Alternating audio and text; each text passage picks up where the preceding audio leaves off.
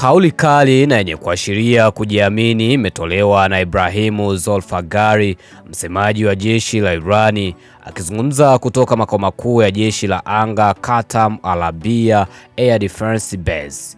Katika taarifa yake, ameonya vikali kuhusu kile alichokiita taarifa zisizo sahihi na zenye mapungufu ya kijasusi zinazotolewa na baadhi ya mataifa na wachambuzi wa kimataifa kuhusu uwezo wa kijeshi wa Iran. Zolfaghari alisisitiza kuwa dunia haijui kiwango halisi cha nguvu za kijeshi za Irani, akieleza kuwa tathmini nyingi zinatolewa zinazopotosha ukweli na kupuuza maendeleo makubwa yaliyofikiwa katika sekta ya ulinzi.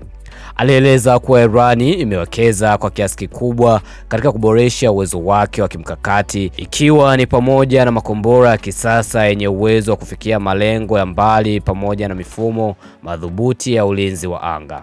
Kwa msisitizo mkubwa, msemaji huyo alidai kuwa mifumo ya ulinzi wa anga ya Irani ipo katika kiwango cha juu sana cha ufanisi kiasi kwamba inaweza kukabiliana na vitisho vya hali ya juu kutoka nje. Aidha, alifichua kuwa sehemu kubwa ya hifadhi ya silaha nzito na makombora masafa marefu imehifadhiwa katika maeneo salama yasiyoweza kufikiwa kirahisi na mashambulizi yoyote ya adui. Uwezo wetu wa kimkakati umejengwa kwa umakini mkubwa na kwa muda mrefu. Si rahisi kama inavyodhaniwa.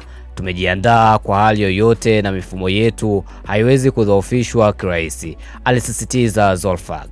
Kauli hiyo inaonekana kuja katika wakati ambapo mvutano wa kisiasa na kijeshi unaendelea kuongezeka katika kanda Mashariki ya Kati, huku mataifa mbalimbali yakifuatilia kwa karibu na uwezo wa kijeshi wa Iran.